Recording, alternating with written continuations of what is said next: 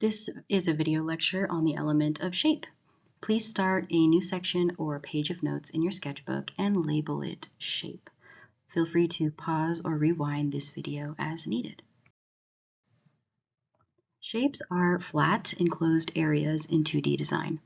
Our friends A, B, C, and D can help you visualize the ways that you make shapes in your work.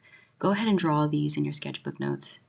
You can use any method you want to use to control the value or the dark and light scale. In these examples, you can do cross-hatching or smudge it, whatever you need. You can use alcohol markers, whatever you have on hand is fine. So you can make shapes using continuous lines, which define the boundaries, like example A. In example B, you can identify the white middle square based on the edges of its neighbors. So you can use other shapes to define a shape. Simply filling in an area with solid color or texture can define a shape, as in example C, or even using a gradated color or a texture can fill a shape. Notice, however, that the last rectangle, D, has a bit of a round quality. This illusion of three-dimensionality on the 2D surface is called volume, and sometimes I'll use the word form instead of volume. So if I say form, I'm talking about 3D. These shapes are considered volumetric because they appear to occupy space. So how do you achieve this? Adding shading or gradients, if you use Adobe Suite, those can make any shape appear three-dimensional, like the example that you see. You can pause now also and draw these two shapes, or the shape and the form, in your notes, or try to make it on your own. So see if you can use shading or hatching like we just talked about to achieve the illusion of 3D form. Don't worry, it's not graded, but I do want you to try. A couple years ago, a student suggested to me that 2D shapes were obsolete since we use computers to generate 3D objects now. And while I love 3D modeling and its success in visual language, I do have to disagree, because both flat shapes and 3D forms can be used to create an arresting image. So let's look at these two on the screen. The top image is an oil painting by Aaron Douglas. Notice the prolific use of flat shapes here. The mixture of human silhouettes and the transparent targets create an energetic composition, and you can almost hear the speaker in the center and the liveliness of the crowd around him. The bottom image is by artist Diego Rivera. He used the illusion of three-dimensional forms to achieve a similar dynamic and noisy mural. So both works of art are equally as successful when it comes to the use of shape and form to imply commotion and noise. You might also see the combination of shape and form in graphic design. It's a trend that has been very strong since the 1900s when graphic design was developing across Europe. So in this example, the three-dimensional form of the woman's profile is topped with a sort of headdress composed of swirling flat shapes. So while she's rooted in reality, we can tell she's three-dimensional. While she's rooted there, she seems to be also empowered by her lively and active imagination. This next example I want to show you contains some nudity, so please take this opportunity to pause and make sure that you are in an appropriate environment to view the upcoming painting. I don't want anyone to be offended or concerned about this next image. I kept it kind of small though, just in case. So this is another example of the combination of shape and form, or 2D and 3D. This painting is an interpretation of the biblical story about John the Baptist's death in the New Testament. I know some of you know this story.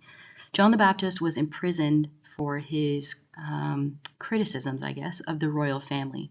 And Salome, who is the king's niece, performs a wonderful dance, and she delights the king, and the king says, okay, I'll give you one wish. And so in her revenge, she wishes for John the Baptist's head. And you can see it in the bottom right portion of the composition. So the full painting is on the right, and then the detail, which I'll talk about, is on the left. This particular painting is actually pretty large. It's similar to the size and shape of a human. It's tall and it's narrow. And the flat shapes and the volumetric qualities of the figures swirl together, and they add this type of sinuous energy to the center of the design, which guides our eyes around the entire layout. So you can see the detailed image on the left includes both flat shapes and three-dimensional forms, or at least the illusion of them. So then, how do you decide which shape to use? Well, first, we can go through the design process to figure out our goals of the project, but ultimately the first shape that we always should consider is the field. And you can think about it this way. A soccer field and a tennis court are very different sizes of rectangles. In each case, the playing area defines the game to be played. So think about how frustrating or fun it might be to play soccer on a tennis court. So to each design, you need a different field. In the examples that we just saw, the artworks that we just saw, the long and narrow rectangles were used for Rivera and Douglas's paintings, but those created an expansive and a panoramic type of composition. But in Gustav Klimt's design, the John the Baptist story, in that case, the vertical rectangle invited us to a dynamic and claustrophobic column.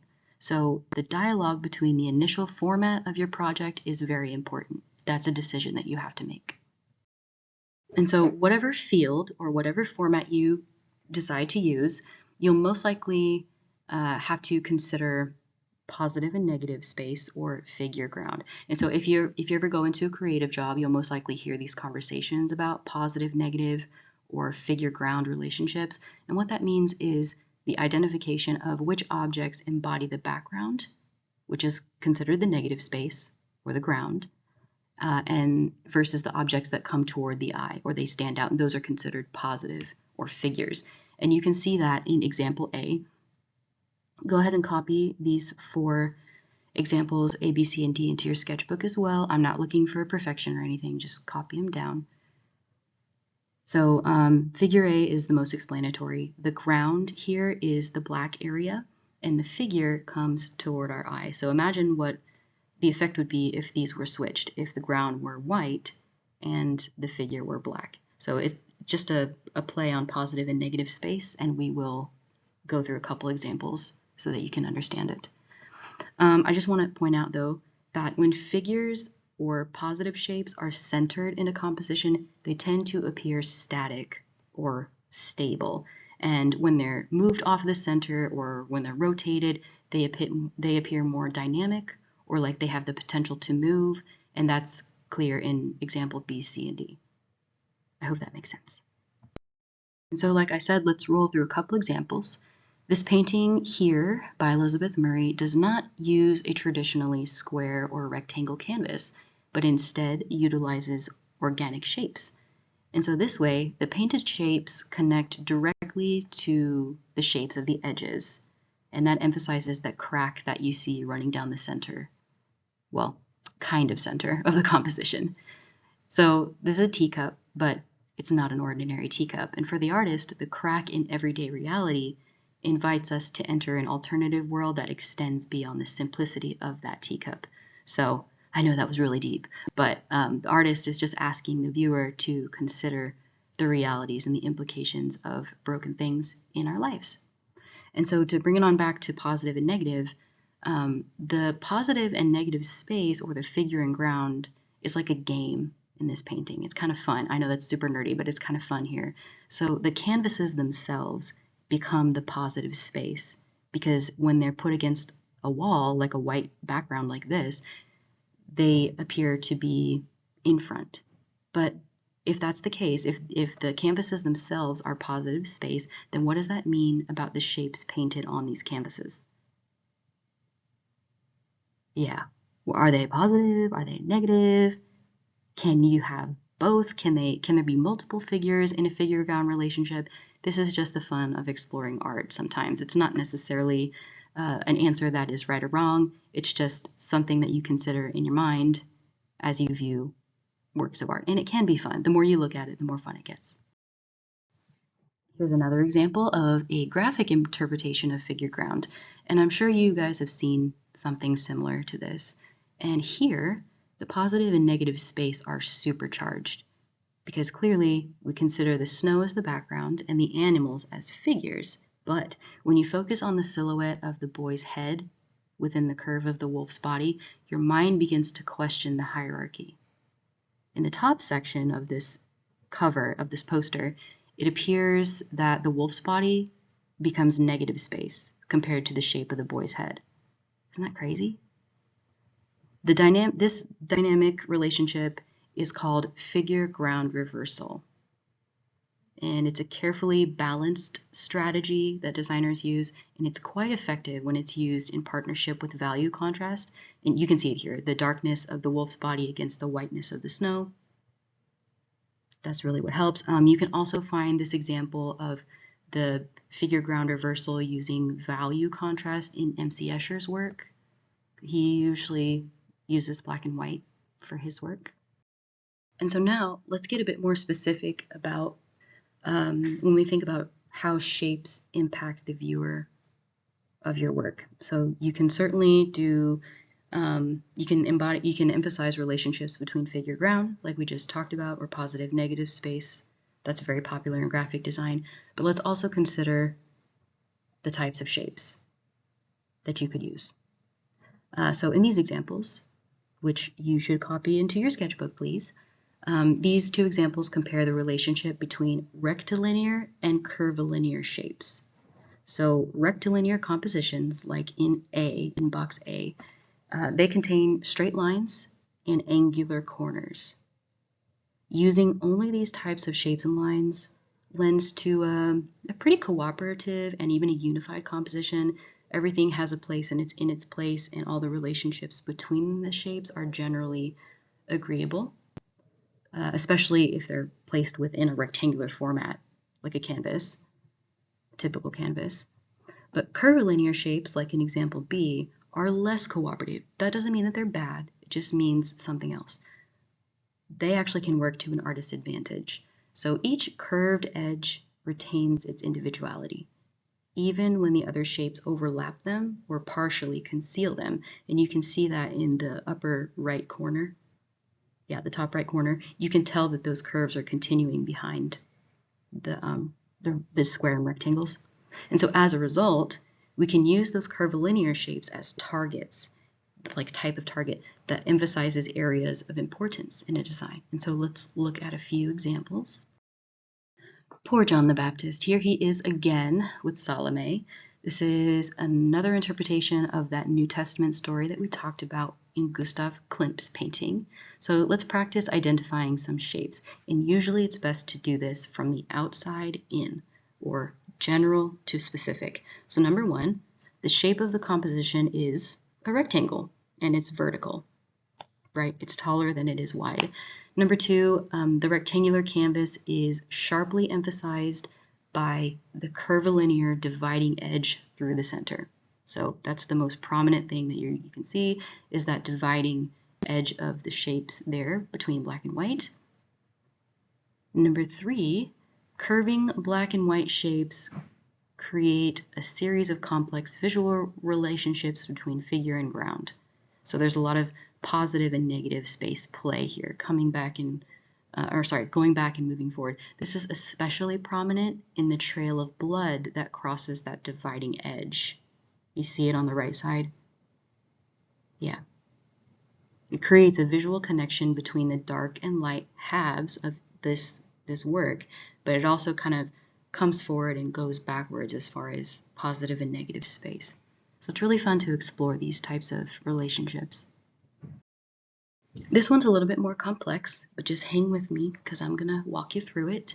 So let's practice again. Number one, the composition is a square. It's a square. The canvas is a square. It's actually a little bit taller than it is wide, and I cropped it here, but it's mostly a square. The composition, the canvas shape, the boundary, is mirrored by the prominent square-ish interior photo of the baseball players that you see kind of like left of center. So it's also square-ish, and it kind of mirrors the shape of the canvas. Then you have unity in the whole composition by the repeating of rectilinear forms, and you can see those on the bottom below the photograph of the baseball players, to the right, to the left of it too. It's just a repeating type of motif in this painting. And then you have a rectilinear form on the top left of the canvas, right above the catcher, And our eye really focuses on that because it's so stark in contrast compared to the other forms in this composition. And what that rectangle also does is, well, a rectilinear form, I won't call it a rectangle, but what that thick black line also does is draws our attention to that perfect white circle kind of to the right of it. That's where our eye focuses, above player number 9. You can see that circle. So this is a prominent curvilinear form, and remember, as we talked about, they're a little bit uncooperative, but they act as targets. So among all of these repeating rectilinear forms, including the canvas itself, we focus on this perfect circle that is kind of like in between positive and negative space. And what this does in relationship to the baseball players is it helps the viewer to remember that saying, keep your eye on the ball. It's a very popular baseball saying. And finally, we can distinguish between organic and geometric shapes. This relationship is pretty simple, you guys. Geometric shapes are ones that can be pretty easily measured and calculated. These are things like rectangles, circles, curves, angles. These geometric shapes dominate the architectural and industrial fields, but they can also sometimes appear in nature through, crystalline structures, growth patterns of plants and things. You can find them in the world too. I mean, the sun is a circle, right? Then organic shapes are more commonly found in the natural world, the world of plants, animals, the sea, the sky, etc. And the example here from Helen Frankenthaler shows organic shapes and their unpredictable energy within a rectangular composition.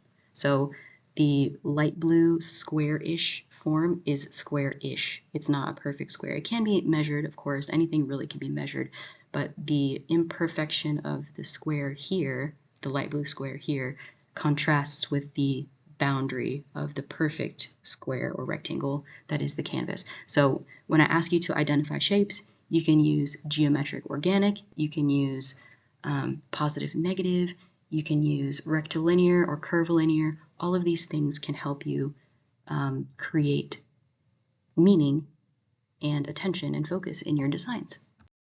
And so now we'll talk about how to use shape in your designs.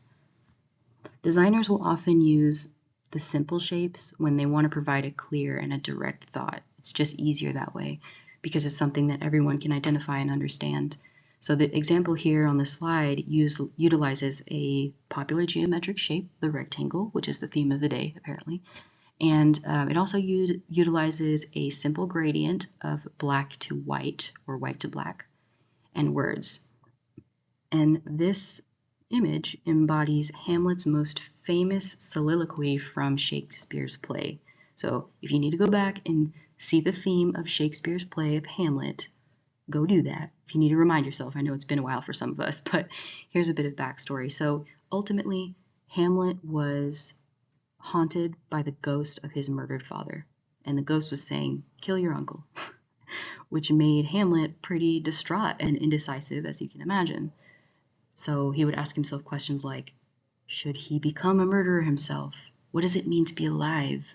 What does it mean to be dead, etc.? And so the words to be on the top of this design offers one option, and the consideration is represented through the gradient to the bottom, which is or not to be, which is the other option. So you can tell that the top portion embodies the first question, what does it mean to be alive? And the bottom part, emphasized by the black, the darkest section, means what does it mean to be dead? So here you can see the complex relationship and scale that Hamlet might have been experiencing while going through this. To be or not to be, that is the question. But to address more complicated ideas, though, artists might resort to a method of collaging. And so here you can cut shapes from sources like magazines, printed materials, flyers, mail, old books. Granted, you have permission to do so. And you can use all of these snippings to design something of your choosing. And usually it's a repurposing. So you'll find a source from a magazine, but you'll use it for your idea, which is usually different than what was already printed in the magazine, for example. And so collages typically utilize a couple types of shapes. One of them is the shape of each cut piece, and then the other one is also the shapes that are created by the information printed on the papers themselves. So let's look at this one a little bit more closely. The result of collages are usually a visual fragmentation of reality, and it often presents a powerful message.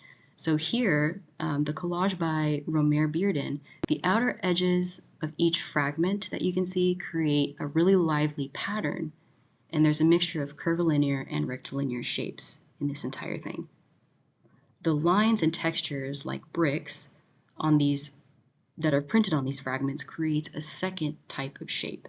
And so what really happens is you get this really dynamic and busy collage, and you can tell the intention of this particular work was to represent the artist's perception of Harlem and his childhood memories. So I think you can really get that from this composition.